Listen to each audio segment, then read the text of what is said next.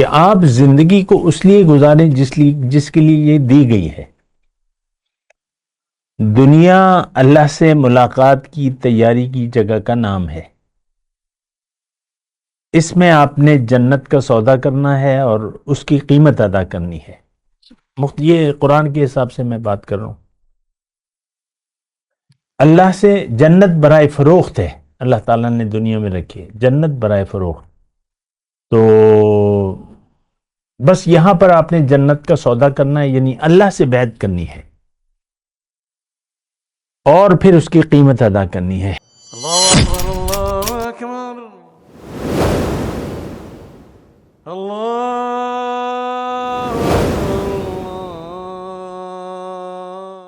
اعوذ باللہ من الشیطان الرجیم، بسم اللہ الرحمن الرحیم۔ اللہم صلی علی سیدنا محمد معدن الجود والکرم وآلہ وسلم۔ سامعین و ناظرین اکرام، السلام علیکم ورحمۃ اللہ وبرکاتہ۔ آج کا ہمارا موضوع یہ ہے کہ سیدھا راستہ کیا مطلب۔ تو یہ تو میں نے موضوع لکھ لیا ہے اور آپ کو بیان بھی کر دیا ہے، لیکن مجھے یقین ہے کہ جو بھی میرے سننے والے ہیں ان کے لیے یہ موضوع کوئی اہمیت نہیں رکھے گا۔ دیکھیں، سارا دار و مدار جو ہے زندگی گزارنے کی نیت پر ہے۔ سیدھا راستہ، ٹیڑھا راستہ، ٹھیک ہے، لیکن ہمیں تو دیکھیں، ہم یعنی درست عمل کیا ہے اور غلط عمل کیا ہے، اچھا یعنی اچھے اخلاق کیا ہیں اور برے اخلاق کون سے ہیں، اور ان تمام باتوں کے بارے میں ہمارا اپنا اپنا ذہن ہے اور ایک اپنا اپنا ویژن ہے۔ تو وہ ایک الگ مختلف بات ہے، لیکن میں یہ کہہ رہا ہوں کہ سیدھا راستہ ہمارے لیے اہمیت نہیں رکھتا۔ اور گزشتہ نشست میں بات کر رہا تھا آپ سے کہ سب سے پہلے آپ کی نیت کو دیکھا جائے گا کہ آپ کی نیت کیا ہے زندگی گزارنے کی، آپ کس لیے یعنی زندگی گزارنے۔ تو جب آپ نیت دنیا میں رہنے کی نیت خراب کر لیتے ہیں تو پھر سیدھا راستہ آپ کے لیے اہمیت نہیں رکھے گا۔ یہ ایک میں بات کو آپ کو کہہ دوں، اگر آپ دنیا میں رہنے کی نیت کو دنیا بنا لیتے ہیں اور آپ دنیا کی طرف رخ کر لیتے ہیں، پھر سیدھا یا ٹیڑھا راستہ آپ کے لیے کوئی بات۔ آج دیکھ لینا، ہمارے لیے جو دین اسلام ہے یا جو احکامات ہیں، اللہ کے احکامات ہیں، اور جو حضور صلی اللہ علیہ وسلم کا طریقہ ہے یا ان کی ہدایات ہیں، ہمارے لیے وہ کوئی اہمیت نہیں رکھتی۔ عام بات ہے، کوئی اہمیت نہیں رکھتی۔ میں آپ کو مثال دے رہا ہوں معاشرے میں ایک کھلی مثال ہے۔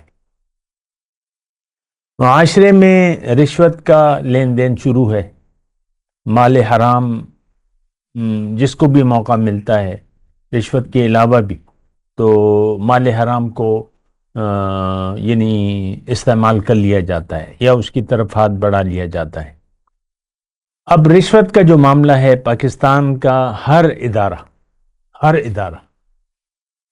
رشوت میں، جس کا مطلب وہ لوگوں سے لین دین ہے، ایک تو وہ ہے نا جو لین دین نہیں ہے، تو ہر ادارے میں رشوت ہے، جہاں بھی ہو، جیسے بھی ہو، کم ہو زیادہ ہو، لیکن ہے، حرام خوری موجود ہے۔ اب یہ تو بالکل واضح بات ہے، اللہ نے بھی فرمائی ہے لا تأکلوا اموالکم بینکم بالباطل، ایک دوسرے کا مال باطل طریقے سے نہ کھاؤ۔ اور اللہ کے رسول نے بھی فرمایا رشوت کے بارے میں، الراشی والمرتشی فی النار، رشوت لینے اور دینے والا دونوں جہنم میں ہوں گے، جہنمی۔ لیکن ہمیں پرواہ نہیں ہے، سنت کے مطابق داڑھی ہوگی مٹھی پر، اور ادارے کا ملازم ہے، آفیسر ہے، چہرے پر ماتھے پر داغ سجدہ بھی ہے، لیکن برابر، یہ میرا اپنا ذاتی تجربہ بھی ہے، اور ویسے اس میں کوئی وہ نہیں ہے، بس وہ رشوت کا طلبگار ہے، سائل کا کام پیسے لے کر کرے گا۔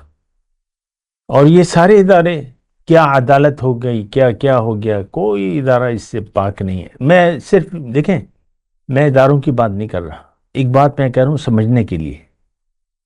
اصل میں رشوت یا یہ تو ایک حکم ہے نا، لیکن ہمارے لیے بات جو میں کہنے والا ہوں وہ یہ ہے، ہمارے لیے اللہ کا کوئی حکم اور رسول کا کوئی بھی طریقہ ہمارے لیے اہمیت نہیں رکھتا. بس اتنی تھوڑی سی بات پر غور کریں.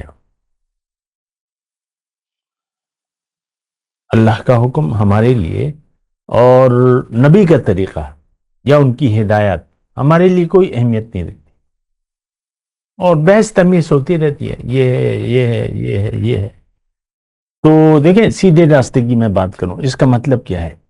دیکھیں اس کا مطلب یہ ہے کہ آپ کو اللہ تعالیٰ نے جس لیے بنایا ہے، یعنی یہ زندگی جس مقصد کے لیے آپ دی ہے، اس کو آپ صحیح استعمال کریں. جو وقت، جو زندگی، جو قوتیں، جو بھی اللہ تعالیٰ نے دیا ہے، وہ قرآن میں ہے وَأَنفِقُوا مِمَّا رَزَقْنَاكُمْ مِن قَبْلِ أَن يَأْتِيَ أَحَدَكُمُ الْمَوْتُ فَيَقُولَ رَبِّ لَوْلَا أَخَّرْتَنِي إِلَىٰ أَجَلٍ قَرِيبٍ فَأَصَّدَّقَ وَأَكُن مِّنَ الصَّالِحِينَ وَلَن يُؤَخِّرَ اللَّهُ نَفْسًا إِذَا جَاءَ أَجَلُهَا. یہ بڑی اہم بات ہے، آیت ہے، اس کا ذرا ترجمہ سن لیں. وَأَنفِقُوا مِمَّا رَزَقْنَاكُمْ، جو میں نے تمہیں دیا ہے اسے خرچ کرو، یعنی نعمت کا بجا استعمال کرو، اس کو ضائع نہ کرو. مختصر میں یہ آیات کا ترجمہ کر رہا ہوں اللہ کی عطا. وَأَنفِقُوا مِمَّا رَزَقْنَا، جو بھی میں نے تمہیں دیا ہے. اب اللہ تعالیٰ کی دین جو ہے وہ صرف پیسہ تو نہیں ہے، مال دولت تو نہیں ہے، اس میں صحت ہے، اس میں قوت ہے، اس میں آپ کی دماغی صلاحیتیں ہیں، اور اس میں جو بھی آپ کر سکتے ہیں، جو بھی صلاحیت ہے، ہر انسان کی مختلف صلاحیتیں ہوتی ہیں.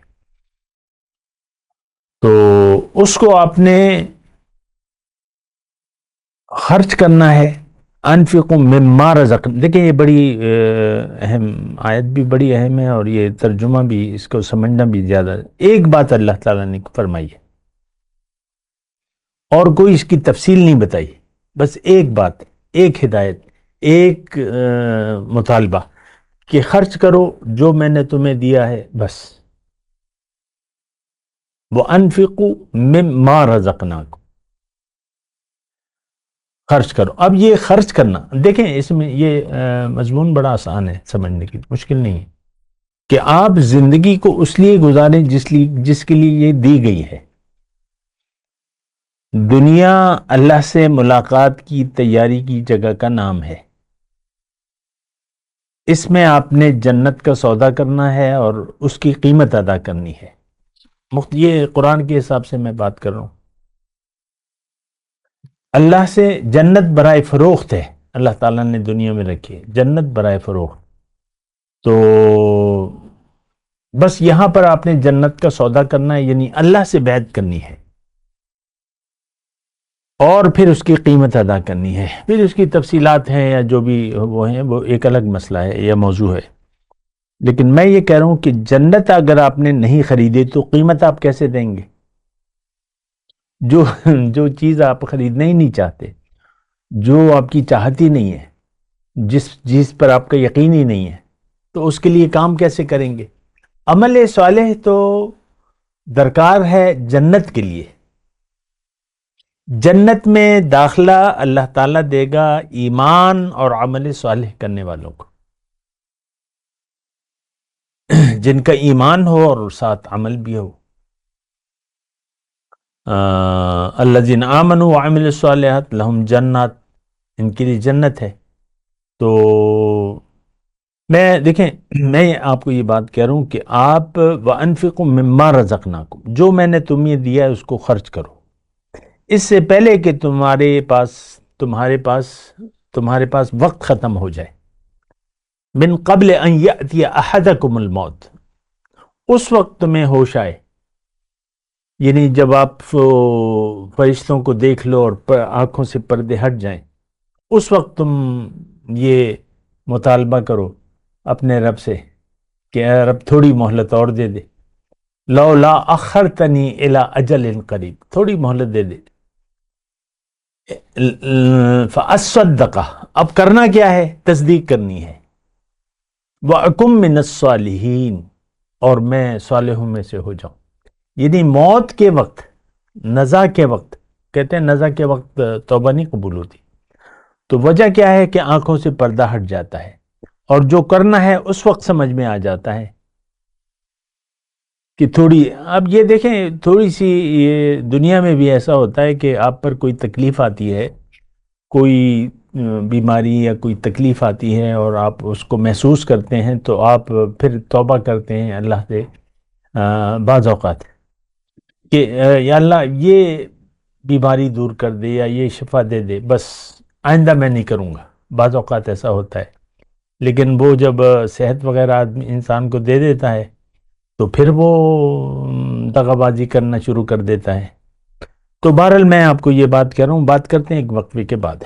وآخر دعوانا ان الحمدللہ رب العالمین، والسلام علیکم ورحمۃ اللہ وبرکاتہ.